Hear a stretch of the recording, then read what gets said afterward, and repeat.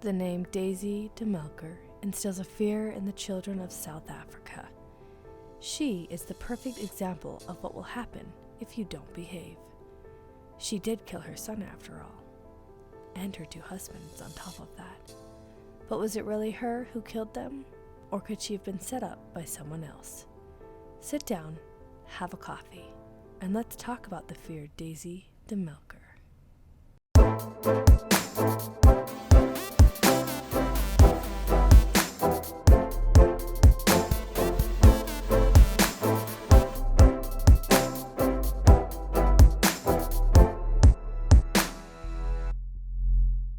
Hey guys, and welcome back to my podcast. I'm your host Lulu, and today's episode is the episode of Daisy de Melker.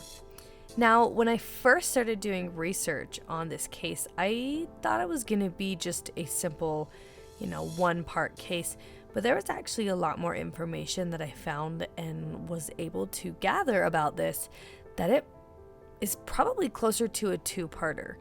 But because I did plan on doing this as a 1-part case, I'm just going to go ahead and do that. This is probably going to be a little bit of a longer episode than what we're used to, but I know you guys really aren't going to argue about that. And I don't know if you can tell, I definitely can tell, but I actually have a new mic set up. I bought a new stand and a new mic altogether, and I personally feel like it sounds better. I'm kind of short, and so my other stand didn't really drop down low enough for me to really talk into it all that well. And this one is like a perfect tabletop stand so that my, shortness can speak into the microphone correctly. So I think it sounds better, and hopefully you guys can tell a difference with that as well. Now, let's go ahead and hop right into this case. So Daisy was born at 7 Fountains near Grahamstown in South Africa on June 1st, 1886. Her mother, who had a very long name, was Fanny Augusta Matilda Hancorn Smith. It's quite the name, it's quite a long name. And her father also had a little bit of a long name, was William Stringfellow Hancorn Smith. Her father actually worked as a farmer at Melville Park, and he was the one who supported a family of 13, which is insane to me. Daisy had 10 older brothers and sisters, and she shared the home with her parents. But her parents actually ended up getting a divorce very early in Daisy's childhood. When she turned 12, she decided that she wanted to move away to Bulawayo, Rhodesia, I believe is how you say it, which now is actually known as Zimbabwe. That is where she ended up living with her father and only 2 of her brothers. She only ended up living with her father for about 3 years. After that point, she decided she wanted to return to Rhodesia in 1903 because she wanted to attend the Good Hope Seminary School located in Cape Town. It's recorded that she actually hated her rural life. And while she was living there, she decided that she wanted to go back to South Africa. And instead, she wanted to enroll in the Berea Nursing Home in Durban. Now, we're gonna hop back a little bit because when Daisy was in Rhodesia, she actually ended up meeting a man, and she fell head over heels with him, and he felt the same way. His name was Bert Fuller, and he worked as a civil servant in the Native Affairs Department at Broken Hill, and they had created a plan to actually marry each other in October of 1907. But Bert contracted black water fever, and he later died of it, with Daisy at his bedside, unfortunately on the day they had actually planned on getting married and starting their life together. And I looked up what black water fever was because I've never heard of it. And black water fever is usually caused by an autoimmune reaction caused by the interaction with the malaria parasites. But usually, black water fever rarely appears in someone unless they have had at least 4 attacks of malaria, or if they've been in an area where there has been a malaria outbreak for at least 6 months. The symptoms of black water fever often include a rapid pulse, high fevers, chills, unable to regulate your body temperature, developing anemia because of the very quick destruction of the patient's red blood cells caused by those malarial parasites. And usually the urine ends up turning black or a very, very dark red because of the high amounts of hemoglobins that are being released due to the fact that the red blood cells are breaking down. And even to this day, black water fever has a very high mortality rate. And I can just imagine the crushing blow to Daisy that this would have. I mean, she met her person. She fell in love with this man, and then on the day that they planned to get married, he died. That sucks, man. And then only about 18 months after the love of her life, Daisy ended up remarrying. She ended up marrying a man named William Alfred Cowell in March of 1909. This is where we mark her first of her plumber husbands. She's definitely got a type, and it definitely shows. And when they married, she was only about 23, and he was actually 36 at the time. And quickly, they moved on to having kids. They had 5 altogether, but here's where some more heartbreak comes in for Daisy, because the first set of kids were twins. She carried them and birthed them, but they ended up dying in infancy. The mortality rate for twins already to this day are high, but imagine how high it would be in the 1900s. Then their third child ended up having an abscess on its liver and died as well. After the loss of their third child, their fourth one quickly followed, who suffered from bowel complications and died at 15 months. And this is where they get lucky with their last one, Rhodes Cecile, who was their only surviving child and was born in June of 1911. And this is where Daisy's crimes started. Or at least we think they started. Here's where we're going to move into her killings.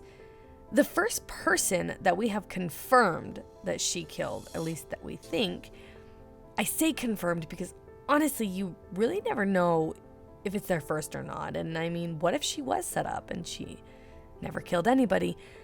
But her first confirmed kill was William Cowell, her first husband we just mentioned.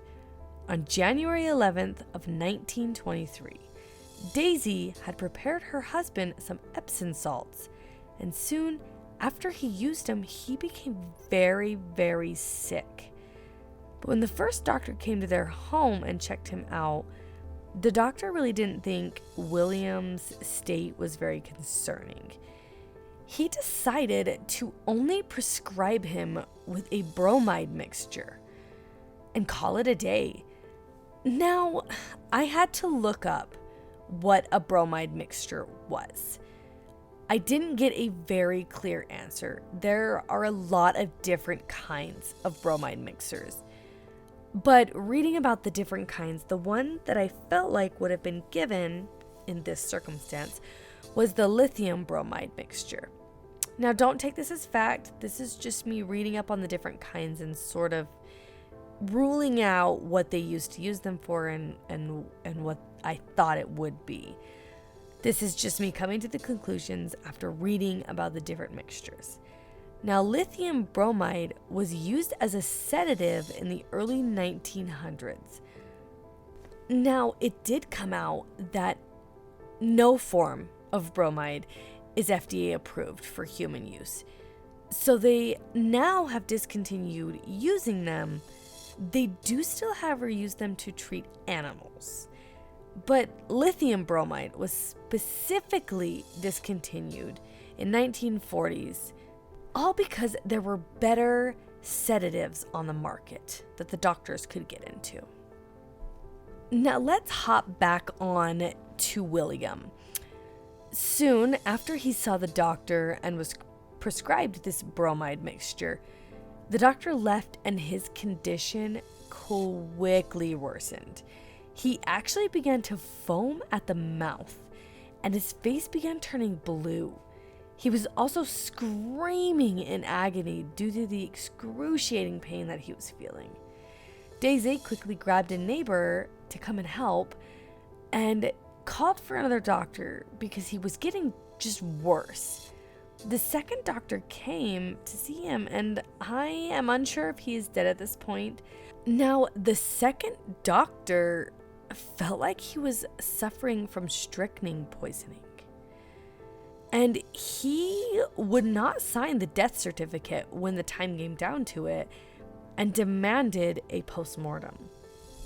Now let's get into some of the poisonings, and this is the really interesting stuff and why this episode is probably going to be a little longer.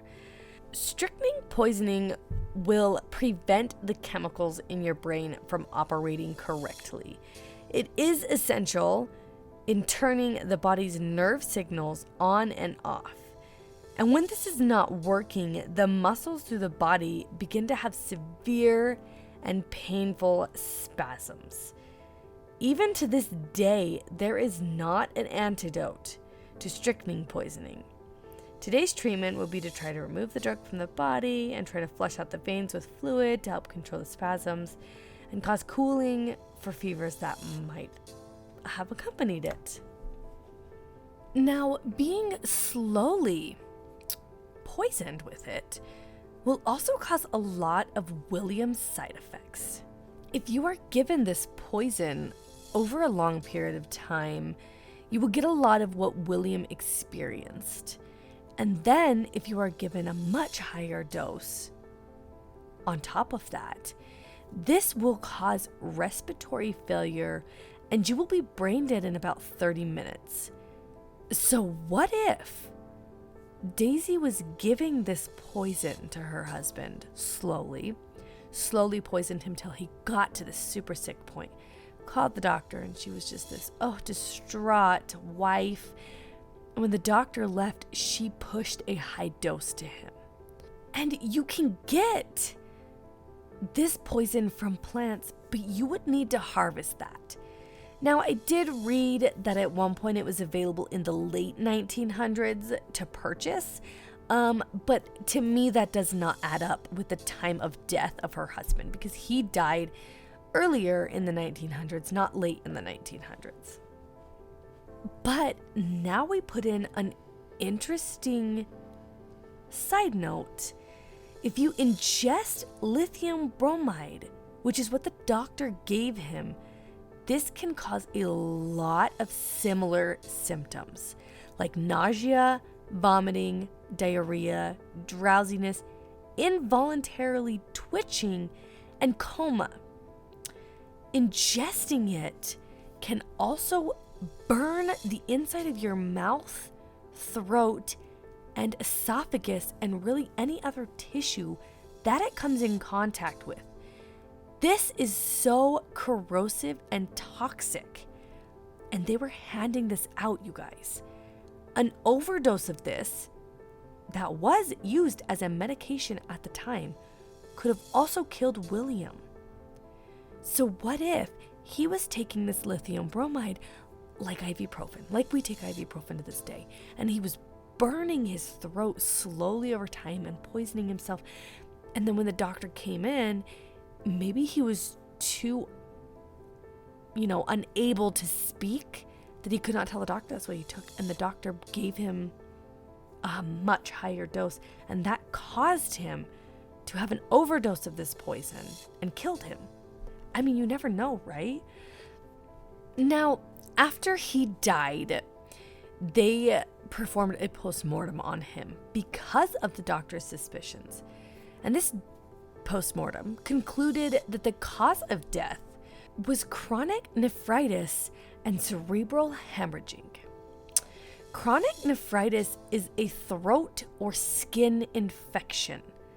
This can develop silently over several years and can also lead to kidney failure. And remember, the prolonged exposure to ingesting lithium bromide, which I will remind you was a common sedative and was given for things like headaches, like we use ibuprofen, can cause rashes and burns in the throat. And prolonged use of this quote-unquote medication, which it's not, it's a poison, can cause kidney failure. Bromide can also cause neurotoxic effects on the brain. Too much of this can cause seizures. And we all know too well, seizures can cause you to hit your head, which could cause brain hemorrhaging if hit hard enough. And just in general, seizures can cause brain hemorrhaging. Now, if we go back to strychnine, I could not find anything with strychnine poisoning that would lead to throat burns or rashes. I did see that it can cause difficulty breathing, but I am assuming that's because the muscles in the body are freaking out when you are poisoned with this. So really think about those two options. Honestly, do you think Daisy did kill her first husband? Or do you think that he was slowly poisoning himself with bromide, and then the doctor pushed it too much, gave him too much of it, and he poisoned himself? Do you think that it was Daisy's fault? Because honestly, after I did research on all this, I don't know if it was.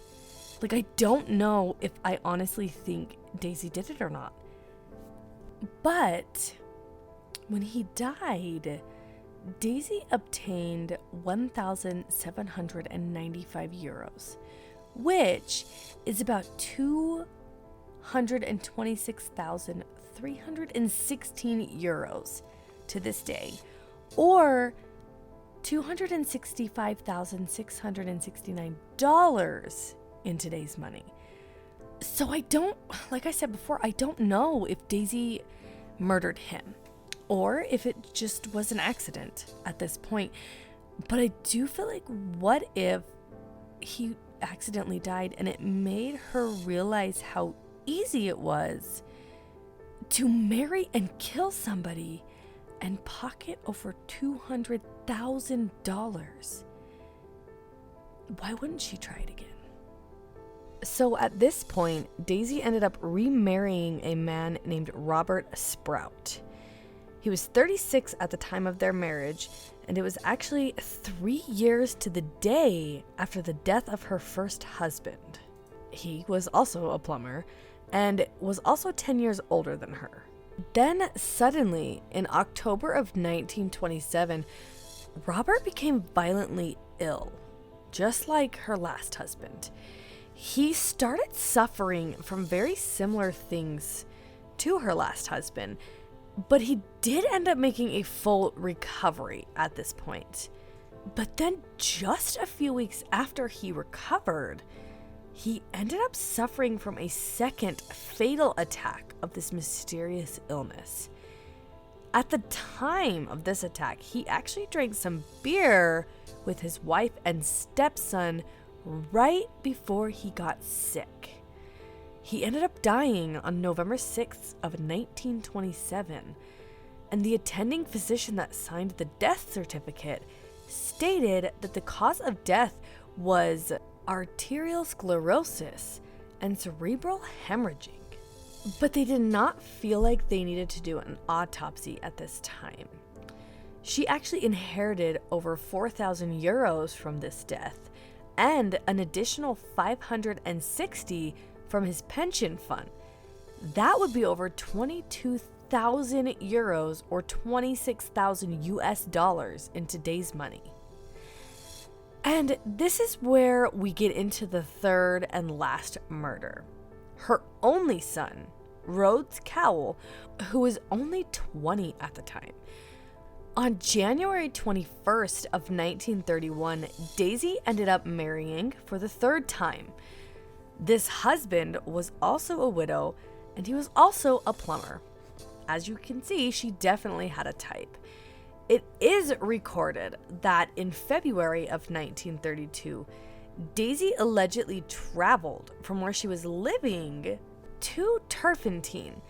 She was making this trip because she needed to get her hands on some arsenic from a chemist in that area. And when she was picking this arsenic up, she actually used her former married name of Sprout and told the chemist it was because she needed to kill a sick cat. But less than a week later, on March 2nd, 1932, her son, Rhodes, became super sick after he had drank a coffee from a thermos his mother had made for him on his way to work. He had also shared that coffee with a fellow work friend named James Webster, and James became super sick as well, and he really only had very little of that coffee. But even though he got just as sick, he ended up recovering a few days later. But Rhodes, who consumed more of that coffee, was not so lucky. He ended up succumbing to the coffee, we're assuming, at his home in the middle of the day on March 5th. Now, I saw some conflicting reports on here about he was the only one poisoned, and some claimed that her third husband was also involved. But it could have also been that second poisoning and her stepson. I really couldn't find any definite answers, but it is quoted by one of Daisy's relatives that she told family members that she was going to swap out some recipes. And when this family member got there, she heard her son and her husband screaming. And when this family member questioned Daisy about it, she just told her that they were fine, ignore it, and then reminded the woman that she was here to pass on some recipes. So we're going to jump back into those poisonings. Arsenic poisoning usually begins to show symptoms after about 30 minutes to an hour after it has been consumed. Usually, these are followed by symptoms like a metallic or garlic taste in the mouth, a massive headache, vomiting.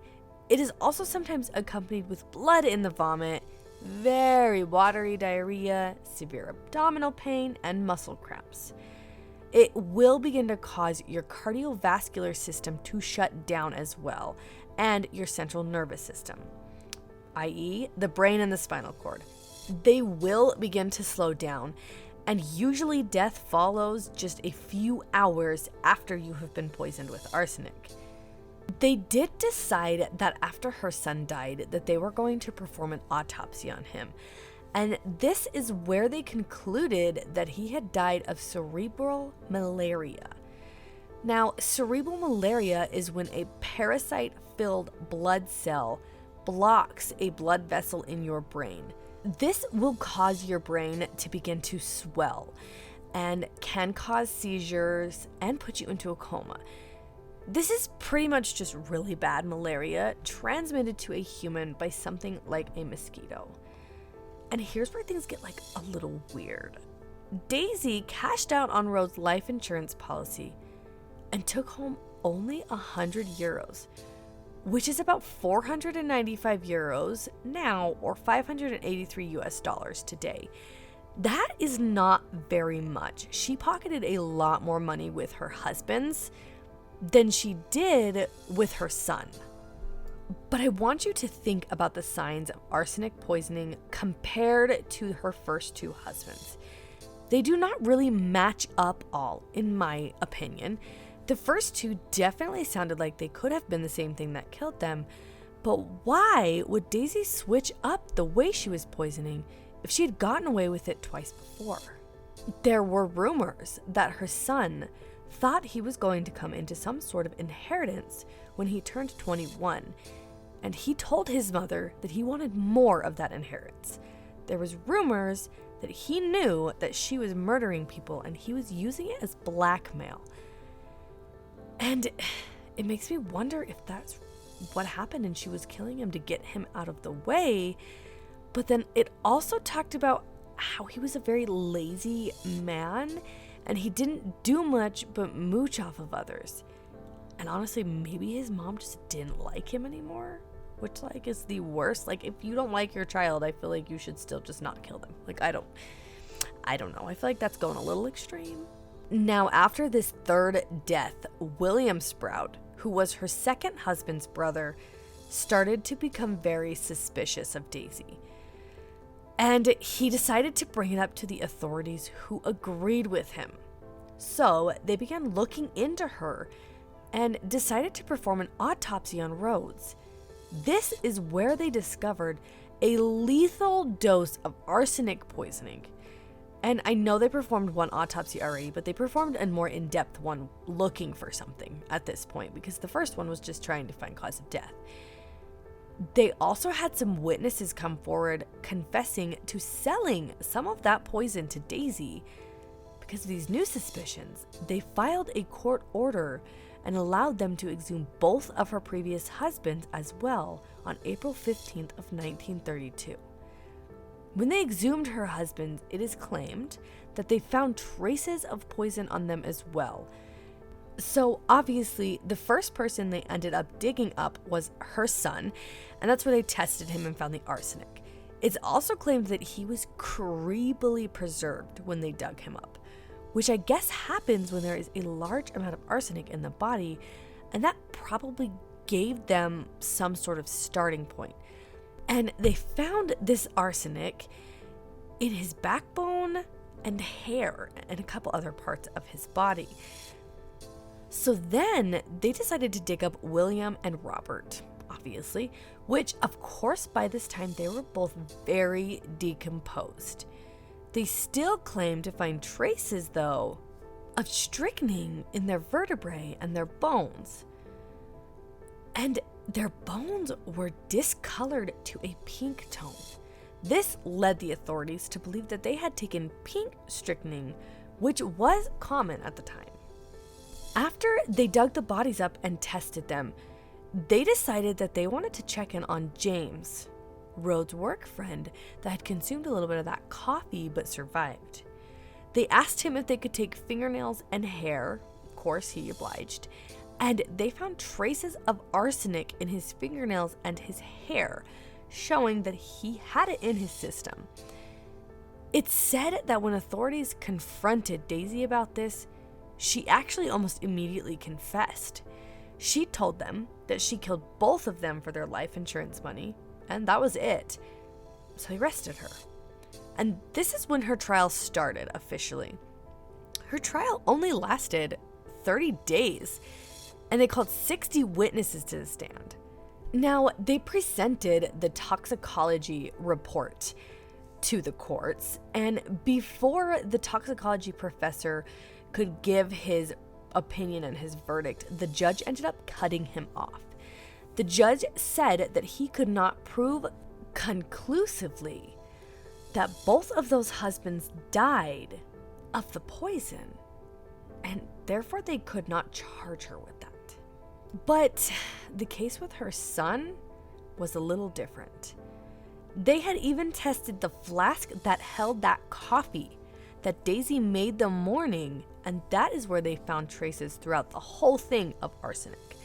They claimed that Daisy had to have put it there, and there was no way suicide was an option. And if you think about it, if he wanted to commit suicide, why would he bring his friend in on it without his friend knowing?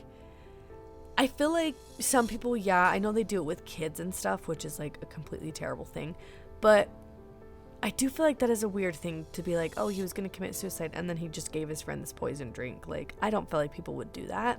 I mean, you really never know, but I agree with the courts on that. And after this really short trial, they ended up charging Daisy de Melker at age 46 with the death penalty by hanging. This was carried out the morning of December 30th, 1932. Now we're going to talk about some pop culture things that happened. And pop culture has taken this story on, and it's now said that Daisy haunts the place that she used to work. It's called Transvaal Children's Hospital, I believe. Now it's known as Florence Transit Home.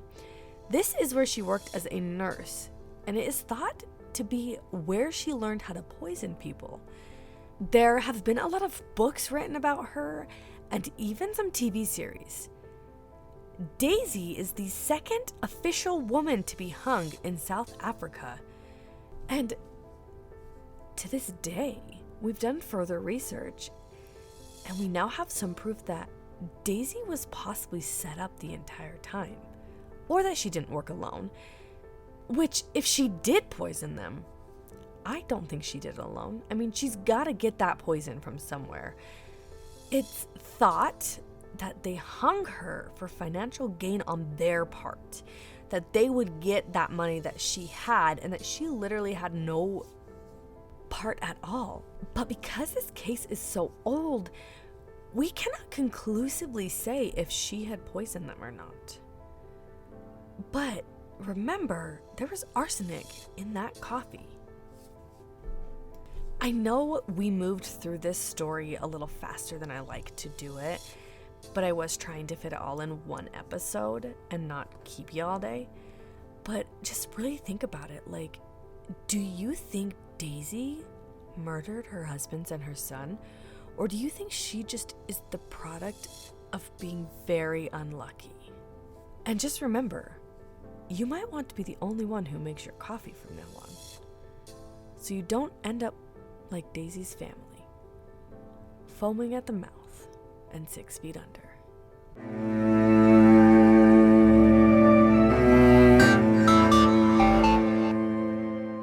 There may be false or misleading information throughout this podcast. All facts have been researched to the best of my abilities, but accidents do happen. If this is a story you are interested in knowing more about, I highly recommend doing your own research. Thanks for listening, and I'll see you next time.